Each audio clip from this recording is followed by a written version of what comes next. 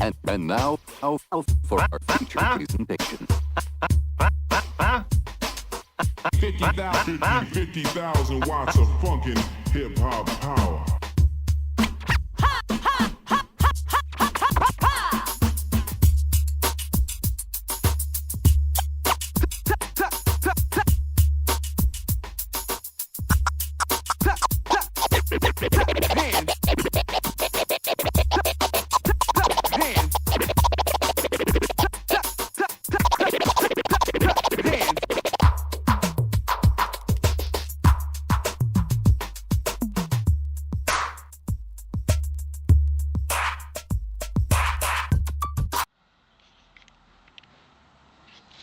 Okay.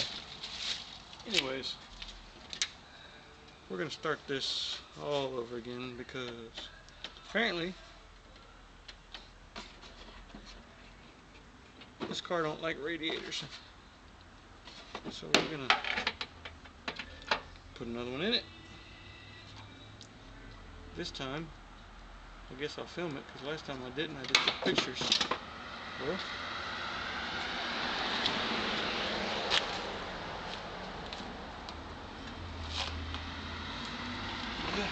last time I just took pictures of it all and put it on the interwebs there. This time I guess I'll film it and add it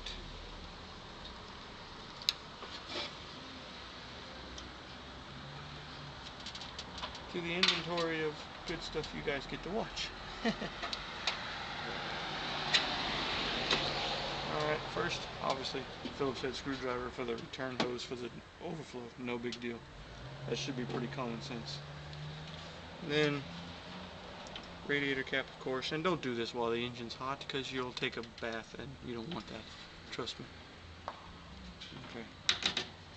Radiator cap, I usually set things on the valve cover or on the cowl, that way, or on the core support so crap doesn't just roll off and disappear, which still happens sometimes, but sometimes you get lucky.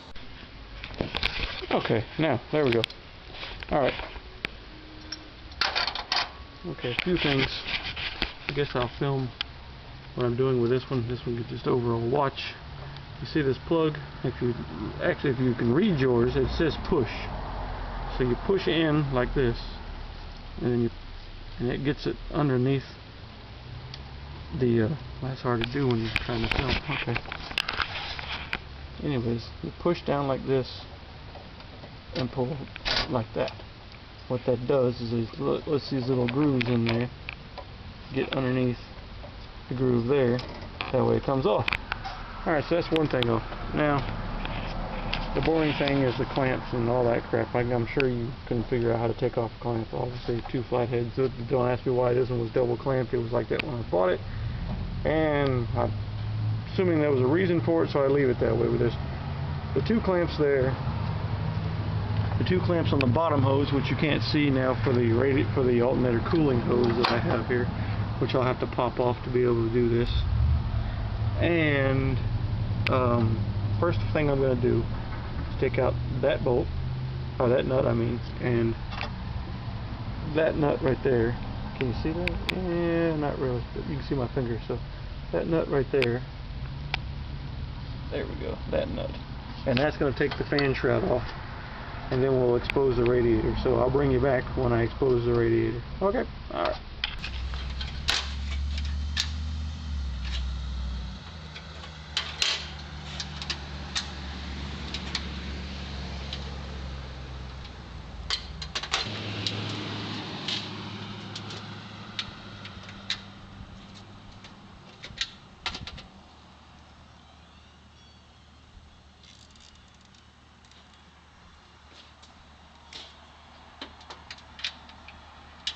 These aren't tens.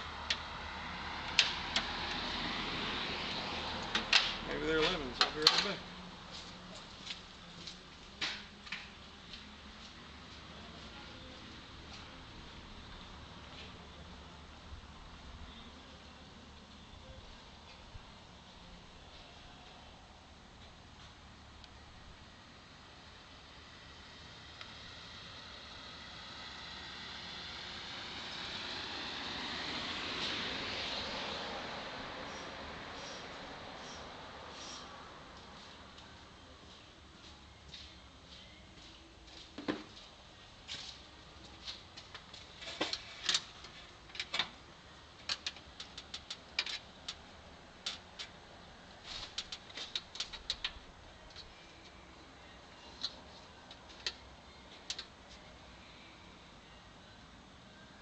That's the problem. One's a 10, one's an 11.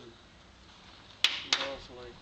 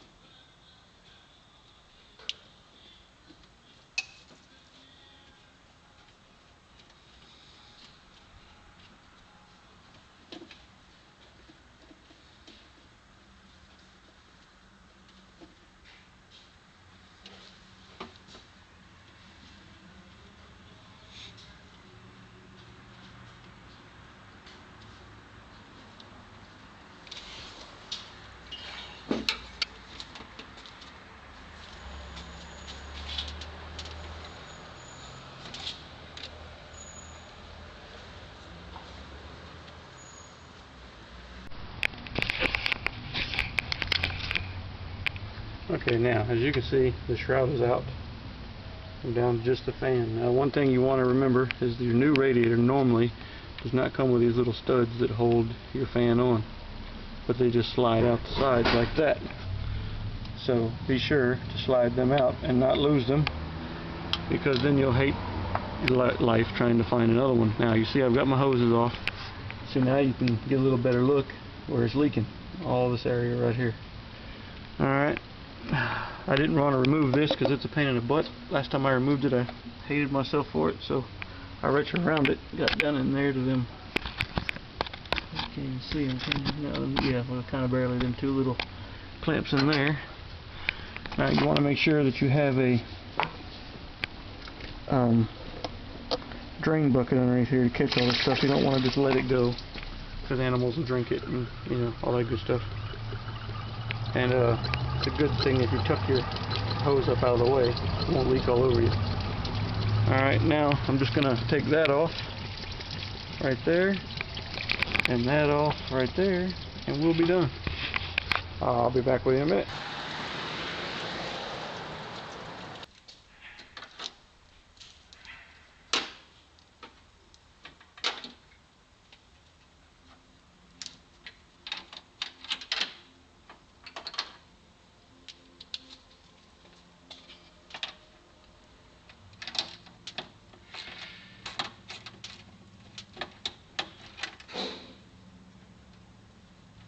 What are you doing?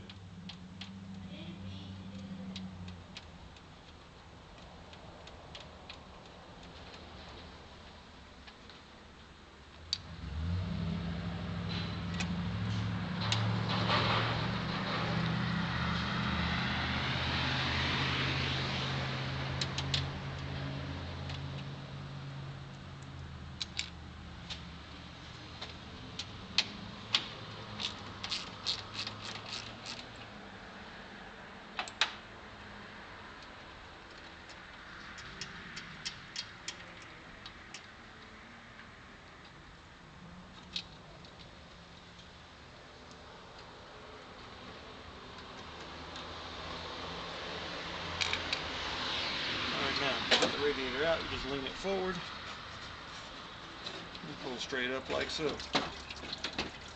Watch it when you tilt it, because more antifreeze will be coming out.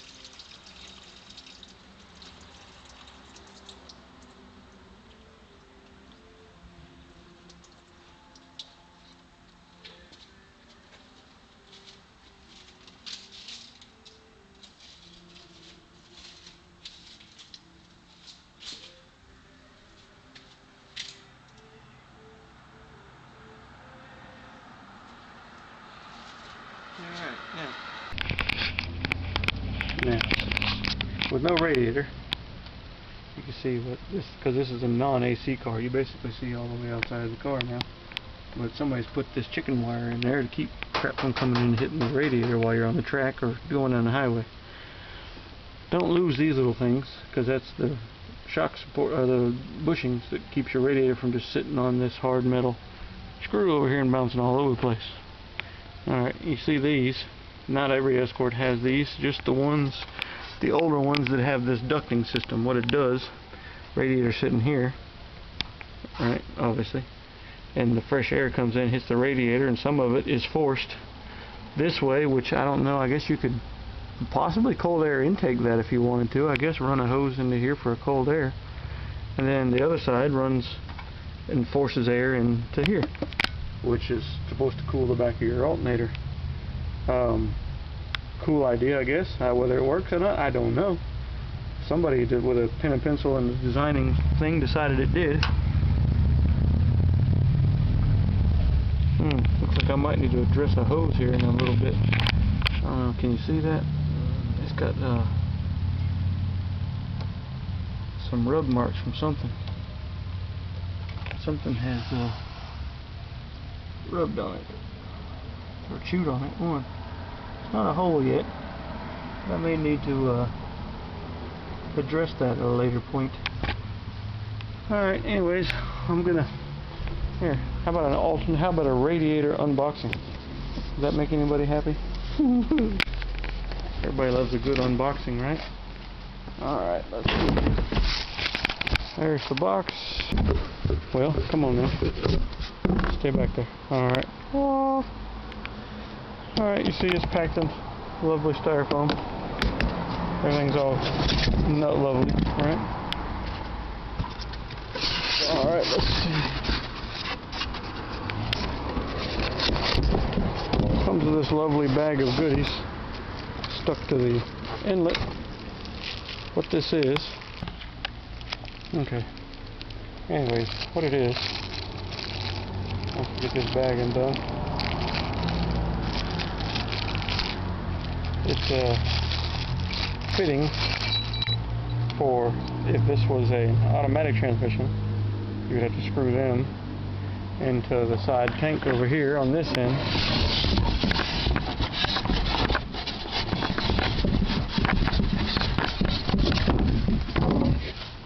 They would screw into there for your lines if you had an automatic. Since this is a manual, these are just scrap metal. And this goes down here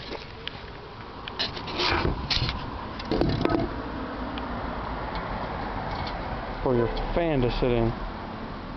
That's what your fan assembly locks into to hold it in place at the bottom. And remember the two bolts here hold it in place up there, and that holds the bottom part. It just slides in there and holds it. They were supposed to be, at least the other one had, little plastic screws. I'll show you here in a second. These little plastic screw-ins here that filled that hole, so you don't just fill it up with junk. So I'm going to take those off, put them in here, and then drop this radiator in. Alright, be back in a minute.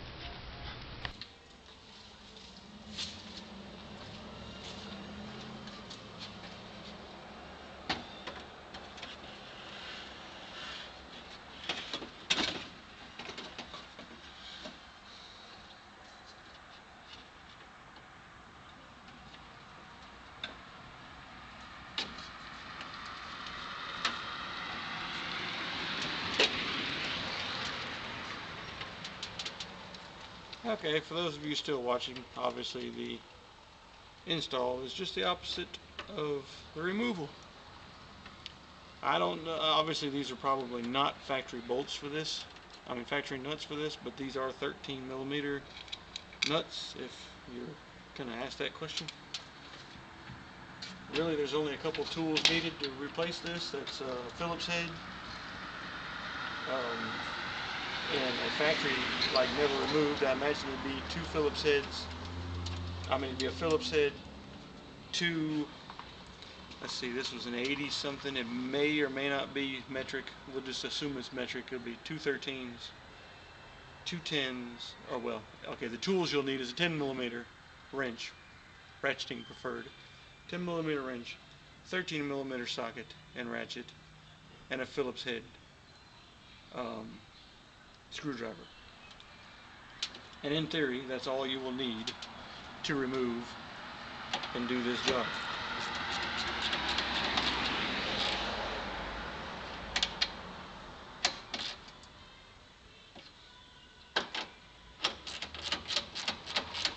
These don't have to be real tight, but they need to be tight enough that you don't, that doesn't move around. In this case, it's got lock washers on it. I put it on tight enough that it crushed the lock washers. Makes sense, right? Yeah, okay. Alright, now to putting on the bottom hose.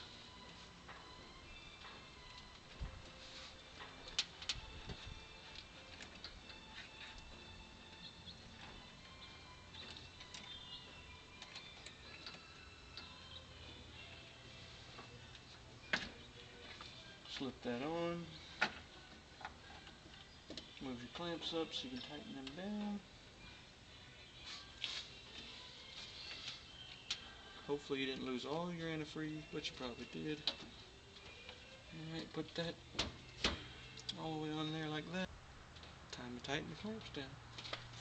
If you can find the flathead that you left laying on the fender.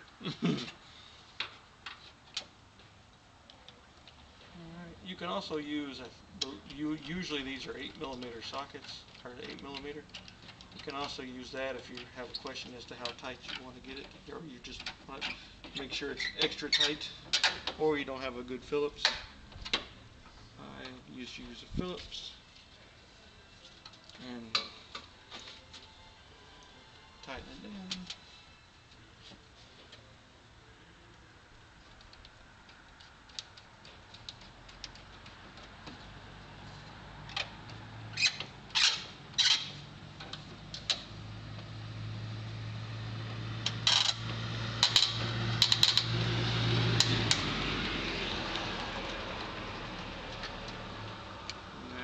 Just for good measure, because I moved this hose around, I'm going to double check the tightness on these hose clamps because I don't want to leak again later. Capiche? Capiche. Alright, now I'm going to block your view again real quick while I reach down here, and we're going to tighten these back down.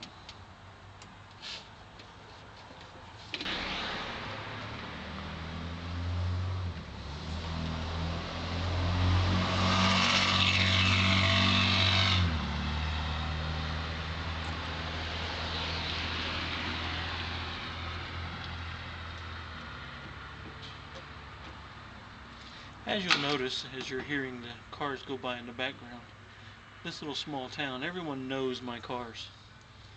So when they see me anywhere, especially here, as you heard that little rah earlier, everybody feels the need to rev up or gas it when they go by. I guess they're impressing me, or maybe they're just saying hi. I'm not sure. But yeah, so you'll hear a lot of that being in this small town, and because all my cars are known.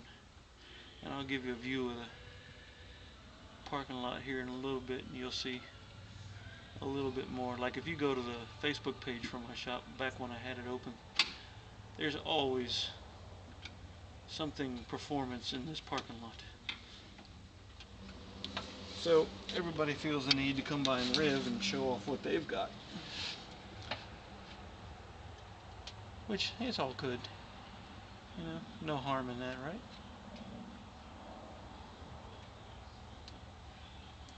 Maybe I shouldn't have loosened this one quite so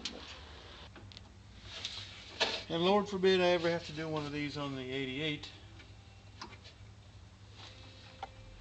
But if I do, you'll see the differences in what I have to do to be able to remove that radiator. It's not much different, but there's enough difference that you'll notice some. Same basic principle, but there's a few things that are a little different. Alright. Put the overflow back on.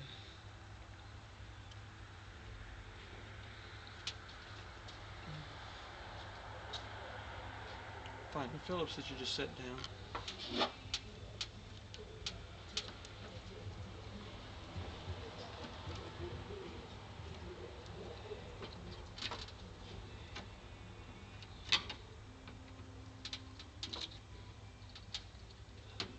Tighten that up. Get ready to drop the fan.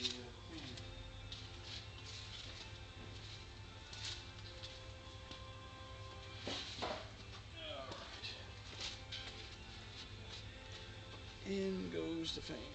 Oh wait, the fan can't go in yet because we didn't put the little metal studs back in that I told you. Make sure you didn't lose.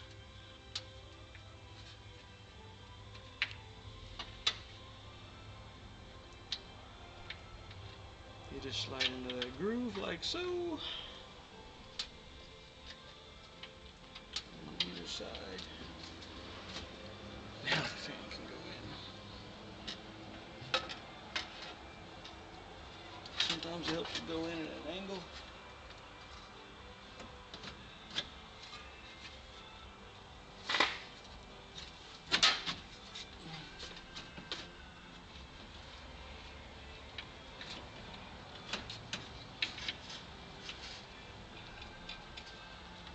There's one side.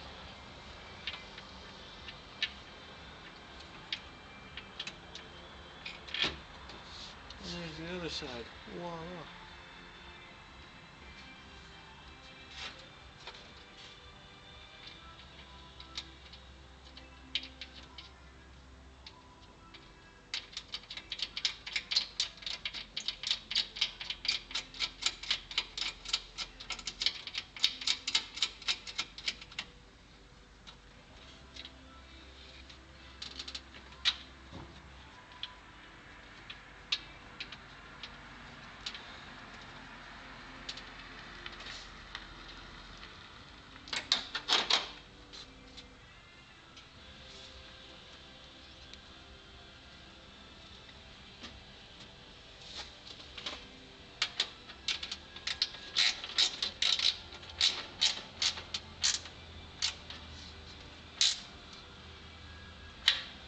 Alright, one side tight.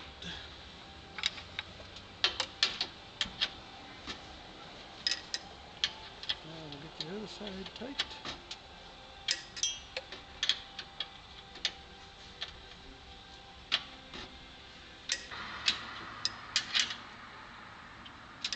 Alright, don't forget to plug your fan back in. Obviously just plugs in opposite of the way it took come off. And you're good, ready to fill up the radiator. I have this little funnel by Vans, or Evans actually, I'm sorry, that helps facilitate the pouring of the antifreeze. You can pretty much put it in there and then pour like that.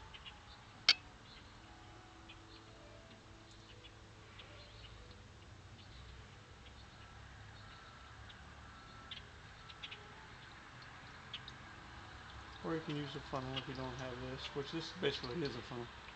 It just actually snaps on to the neck of your antifreeze bottle.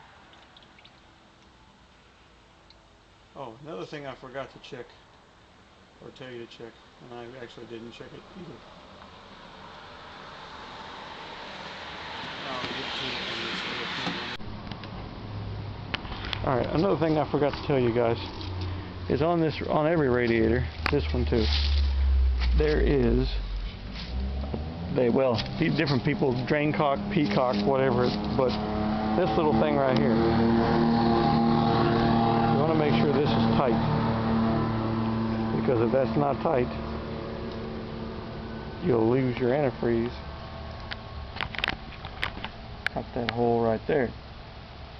So make sure that's tight before you start filling it up, which like I said, I forgot to do it on this one. So I'm going to do it now.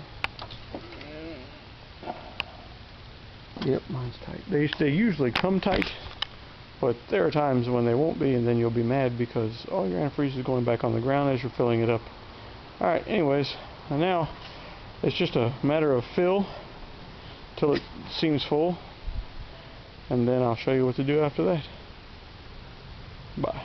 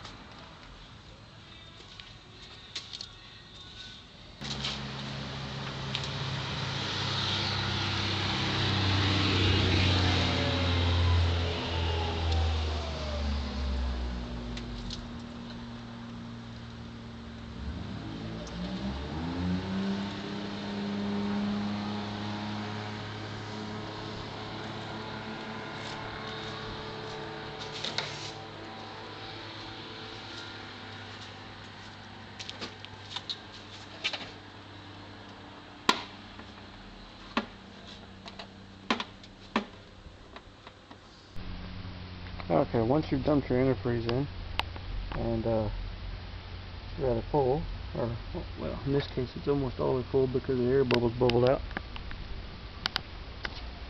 In this case, because I'm on a hill and it's a 5-speed, I'm going to chalk the back tire because I don't want the car rolling away. Makes sense, right? Yeah? Okay. Chalk the tire. Get in the car with.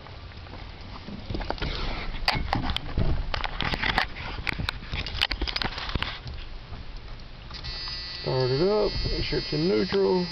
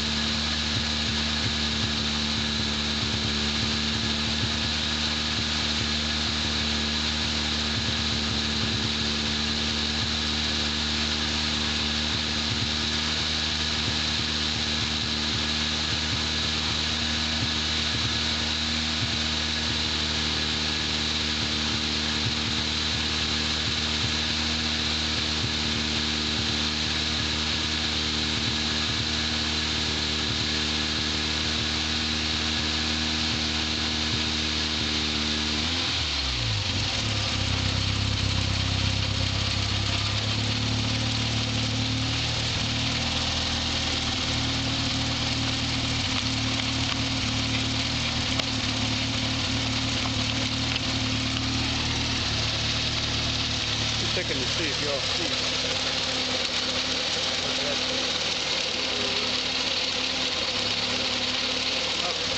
Just letting you know. Put it in neutral. Yada yada. Turn the radio off. Okay. Back to where we were. Put your heater on. Put it on high. And